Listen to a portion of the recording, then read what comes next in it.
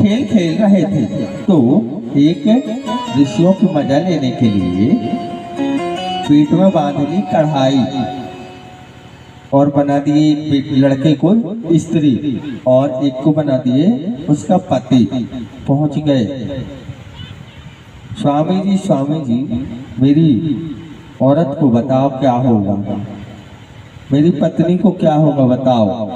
अब दुर्वासा जैसे ऋषि वो तो त्रिकालदर्शी जाग गए, उनका क्रोध जाग उठा और बोले, अंदर दृष्टि से देखे और क्रोध करके बोले कि इससे जो भी होगा ना तुम्हारे कुल का विनाश ही कर देगा और ये श्राप ज्यादा दिन तक नहीं शीघ्र ही फलीभूत हो गया।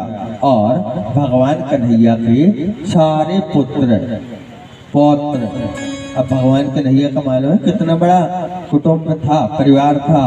16,108 तो रानियां हो गई, उनके 10-10 पुत्र हो गए। 16,108 रानी के 10-10 पुत्र हुए और एक लड़की हुई, मतलब 11-11 संतान है एक पत्नी से। अब 11 को गुणा 16,108 में करो, फिर उनके नाती पंथी संती कितना विशाल परिवार उनका हो गया।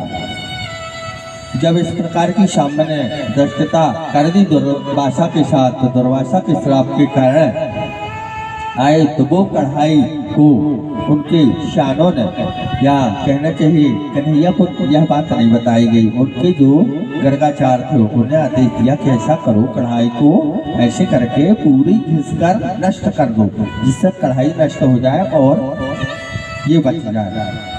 करते करते करते करते एक कील छोटी सी बची तो वह सब फेंक दी गई समुद्र में, और जो उससे फैल निकला ऐसे ऐसे करने में पत्थर से फैल निकला तो वह फैल एक नदी के किनारे जाकर जम गया और जमने के बाद उससे धीरे धीरे उत्पन्न हो गई काशक। काशक तो एक प्रकार का वो चारा होता है जो वो बहुत तेज धार वाला होता है। तो अब एक बार इन्होंने की, पूरे पुत्रों ने किया मदरापान, और मदरापान करके वहां पर नदी में प्रवेश कर गए। अब मदरापान तो किए ही थे, खुद को होश नहीं, जैसे तैसे करके एक दूसरे को जल करने लगे। तो वह जो पहने घास थे, घास के रूप में वो कढ़ाई के जो जमे थे, लहू लुहान होना आरंभ हुआ और धीरे धीरे धीरे धीरे करके लहू लुहान होकर नष्ट हो गए। इस प्रकार अभी तो हमने यह छोटे रूप में यह कथा से बता दी। अभी कन्हैया, इसके आगे का कन्हैया का नहीं बताएंगे, भागवत पूर्ण होने के बाद जब कन्हैया का स्वधाम गमन होगा जब बताएंगे। बीच में बताना अच्छी बात नहीं, बोलो हरि लाल की। तो हमने क्या कहा, ब्राह्मण बैठे पताल छलो भली 60,000 कुतारो, ब्राह्मण शोक समुद्र लियो, ब्राह्मण ही यदुवंश उजारो। ब्राह्मण हरि को लाते हैं नो, ब्राह्मण हरि को लाते हैं नो, ब्राह्मण ही क्षत्रिय दल मारो। देखो अब कौन से ब्राह्मण भगवान की छाती पर लात मार दिए थे? भृगु महाराज एक बार सोचे कि तीनों देवताओं में ब्रह्मा विष्णु महेश में इनको इष्ट किसको माना जाए। यह परीक्षा लेने के लिए पहले महादेव के पास गए तो महादेव का क्रोध जाग गया, तो वहां से चले गए कि यह योग्य नहीं है।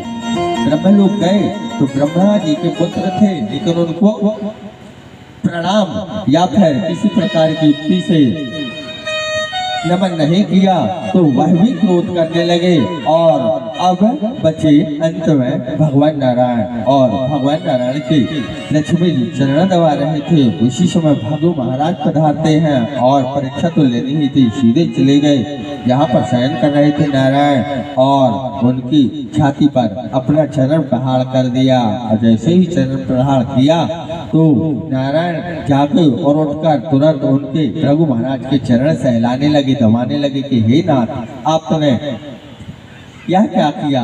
मेरी छाती तो वज्र की है, लाइए आपके चरणों में चोट आ गई होगी। यह दीनता देखकर रघु महाराज तुरंत अश्रुपात करने लगे, कहे नाथ, मेरी गलतियों को क्षमा कर देना। ऐसी ऐसी बात थी, बताया। अब भगवान अंतर्यामी को खुद जान रहे थे। आए समस्त ऋषियों से, समस्त वेदों में और समस्त त्रिलोकी में यह बता दिया कि हमारा इष्ट बनने योग्य है तो है कौन सा देवता? केवल और केवल नारायण, क्योंकि दीनदयाल प्रभु में न तो क्रोध है, क्योंकि सामर्थ्य और सहनशीलता भी होना चाहिए, है ना?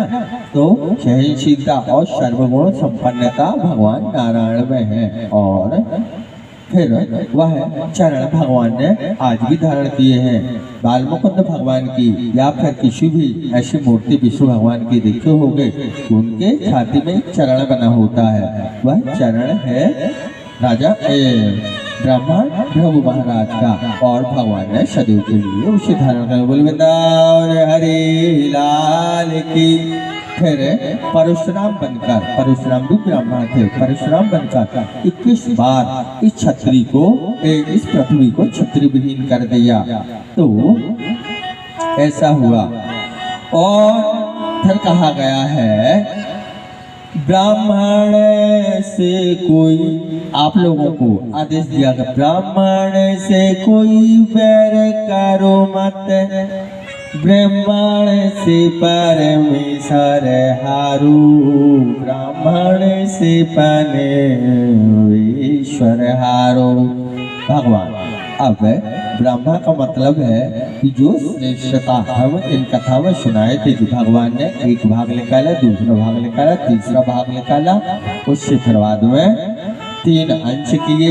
वही जो गुरु बनाए थे ना, पहले गुरु को बताया था, उसी से फिर 3 अंश किए। एक अंश से गौ का जन्म हुआ, और दूसरे अंश से ब्रह्मा का जन्म हुआ, और तीसरे अंश से समस्त देवताओं में बांटा गया।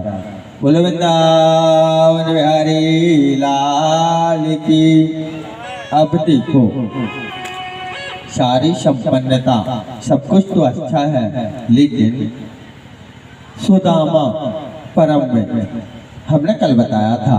देखो, दुर्योधन और कर्ण की यारी, सबसे उत्तम मित्रता कर्ण की और दुर्योधन की।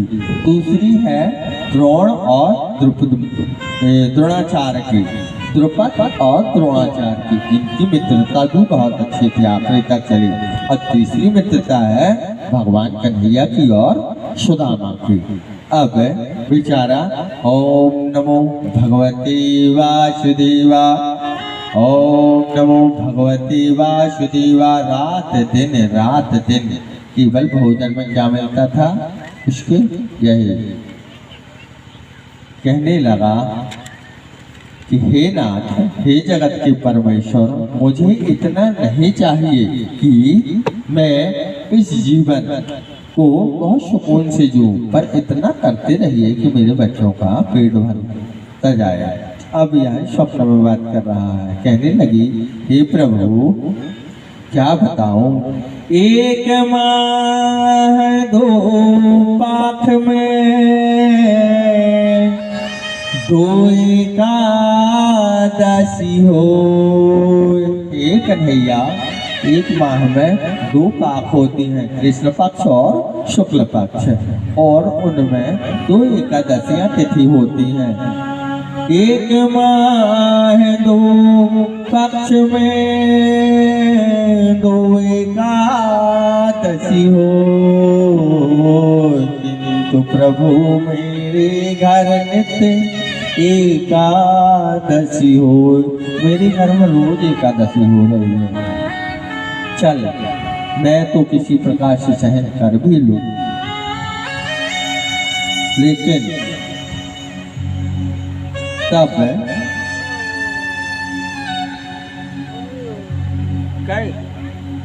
देखो तैयार हो गए, कोई से करो ना। कन्हैया सुदामा मंदिर में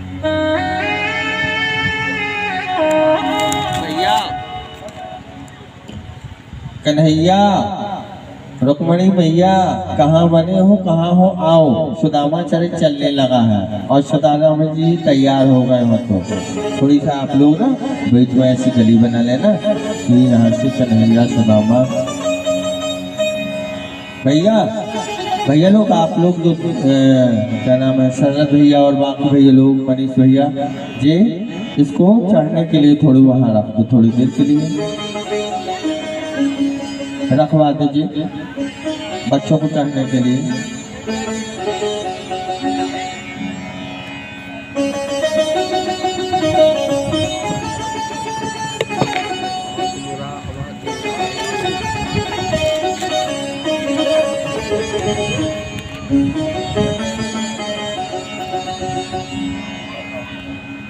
राधे श्री राधे, श्री राधे राधे। जब तक अपन दूसरी पे नहीं करते हैं ना,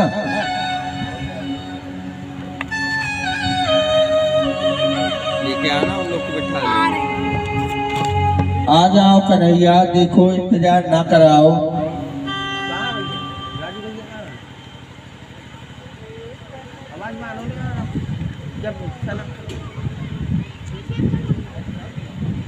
राधे, राजू भैया।